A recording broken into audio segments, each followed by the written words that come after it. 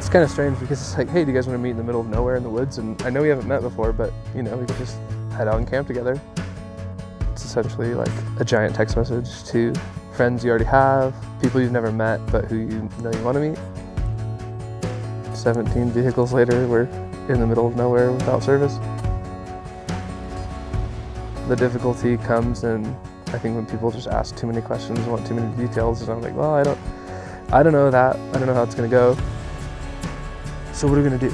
What's the plan look like? You know, it's like, we're gonna hike, or we're gonna, well, we're just gonna get to camp and be in the woods. It's people who just value quality time spent, who are humans being, if that makes sense. We're just gonna go out there.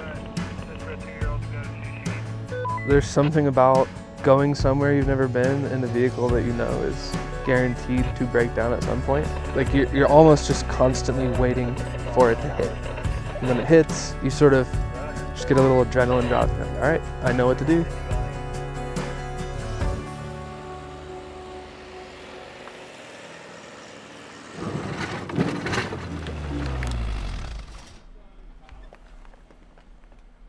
They take an unholy amount of work.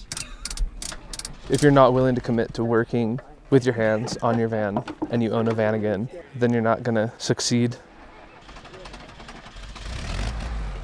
It looks like there's a bad connection on the fuse box, which was for his lights flickering. And then I don't know why his radiator fan's not kicking on.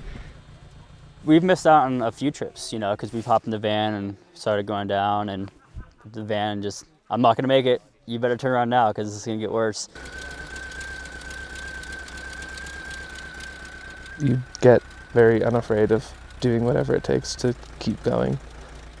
Kind of, you have to laugh to keep from crying, but you're all laughing together, so it's fine. There it is. We'll leave Friday night and head home Monday night. The vans are just a small part of, I think, why people really like it. It's what's behind the vans that matters.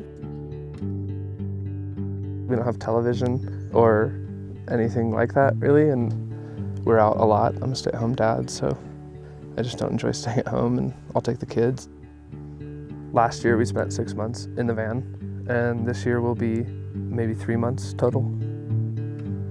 We are dealing with reality also. We owe the government a lot of money for student loans. Having Christina go through her doctoral program and raising 2 babies, like, you know, we go where we can get back from, and we have chunks of time that we spend wherever we feel like going. We had this, you know, laid out plan that I guess you sort of think of for your life, and, you know, it has not been how we imagined at all. And, you know, never saw even this type of van life, you know, in it, but that's what it has to be. We were pretty anti-social media for a while, and we had just sort of gotten on the Instagram, and when I got the Instagram, I thought hashtag was like a new breakfast cereal. That was the way it sort of came about. There's a hashtag Vanagonlife, which is, you know, just off of van life.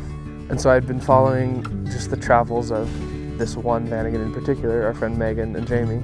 After like seeing all their travels and adventures, I was like, we gotta find another Vanagon, you know? I went on Craigslist right after looking through sort of their feeds about 5 or 7 minutes earlier. The van I was just following on Instagram had been posted on Craigslist for sale. I'll sell one to a friend who needs a van, and then we'll get another one, so I'll fix that one up and sell it. It's an easy way to make friends. The Instagram is like getting a lot of people more and more excited about it. There's like no reason not to meet up, you know? It's interesting to me the way just clicking on a hashtag can lead you down a path of just following someone's trip or adventure or life, and then it coming full circle where you're actually truly friends with them.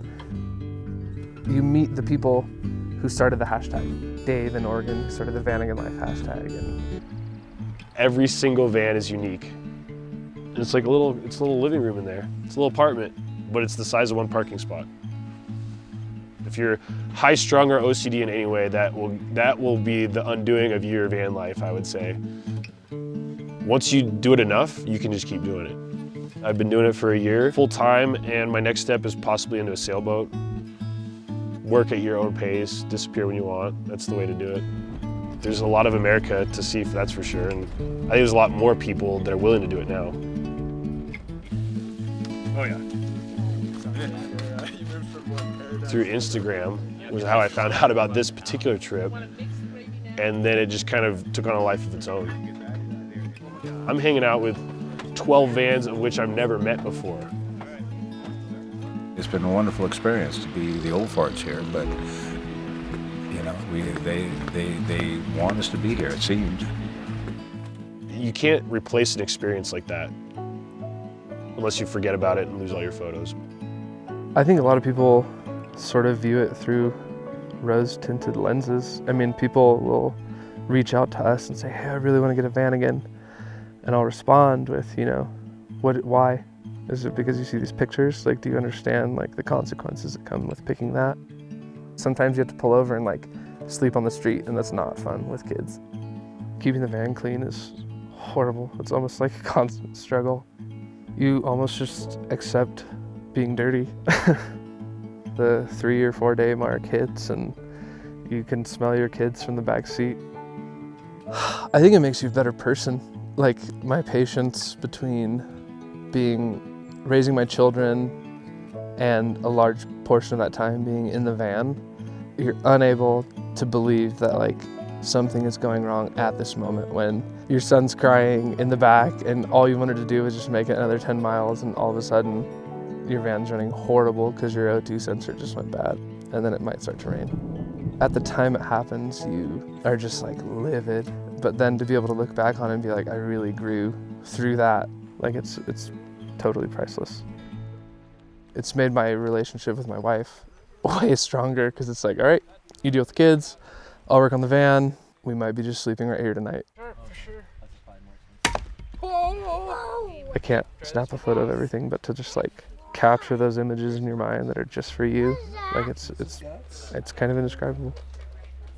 Your kids just don't give a rip about how much money you make, and it's really interesting to go from working 70 hours plus a week to like accepting the role that is sometimes not viewed as like the masculine role in the household of being home with the kids, to like walking in that role and accepting it and like loving it, and just realizing that you're not making a penny profit wise, but you're the most important job in the world.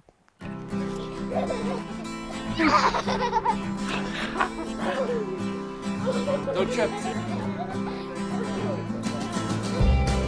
People just wish they could disappear, and I think maybe Instagram and all these hashtags provide that for a lot of people. That's how we've sort of found a lot of the friends that we now have, and they become really, truly good friends. Some of us climb, some of us fish, some of us just want to be in the woods, and I think that's so much more attainable than the entire world understands. We wanted to make this time in our lives epic. If you're not gonna have a blast, I don't see the point. If more people could start spending time and spending less money on things that don't really mean anything, then I think the next generation's gonna look a lot better. It's the home we wish we could call home for eternity.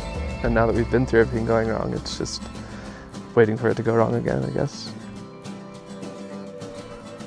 They say if you do something 10,000 times, you master it. I think we're getting pretty close. Kids, especially, I guess, in this country, all they want is all the time you have. And if you can give that to them, I think it's, the greatest thing in the world. You don't need 6 figures, you just need time.